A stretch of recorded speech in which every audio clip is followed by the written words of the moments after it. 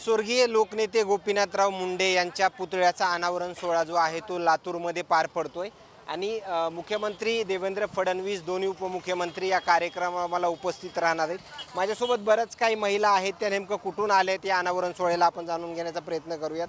कुठून आलात नेमकं? रेणापूर। काय पहिल्याच शासकीय इमारतीच्या या जागेमध्ये पुतळा उभारलाय, नेमकं काय भावना आहेत?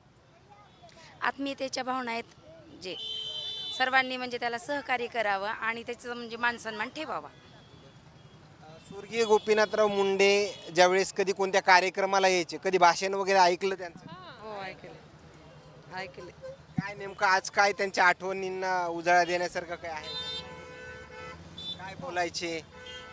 मुंडे साहेब आणि ह्यांचं विलासराव देशमुखांचं एक चांगलं नातं जे आहे ते होतं, छान होतं बंधू भावाचं, म्हणजे समानता, सगळ्यांना समानतेचा त्याने हे सांगत होते। मात्र त्या दोन्हींच्या सोडून जाण्यामुळं खूप मोठी पोकळी निर्माण झाली।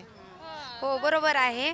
म्हणजे विलास दादा म्हणजे काँग्रेस पार्टीचे होते आणि गोपीनाथ दादा BJPचे होते, पण तरी त्यांनी त्यांच्यामध्ये एक मत ठेवलं आणि त्यांनी लातूर जिल्ह्याचा, विशेषतः आमच्या रेणापूर तालुक्याचा पण म्हणजे थोडा म्हणजे विकास घडवून आणला।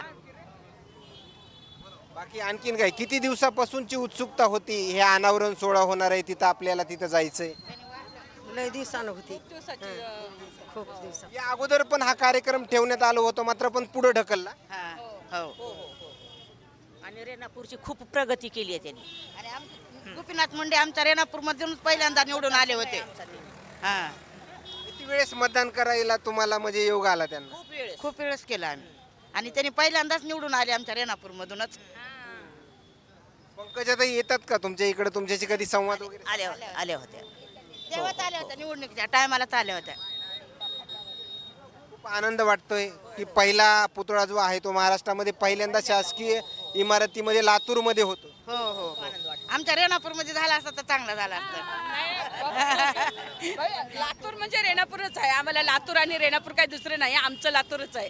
आमचं लातूर रेणापूर एकच आहे आमच्यासाठी, कारण एवढा भव्य सोहळा म्हणजे आज कुठून सगळे लोक येणार जाणार, आमच्यासाठी ही आनंदाची गोष्ट आहे की आमच्यासाठी आमच्या लातूरमध्ये कार्यक्रम व्हायला येते।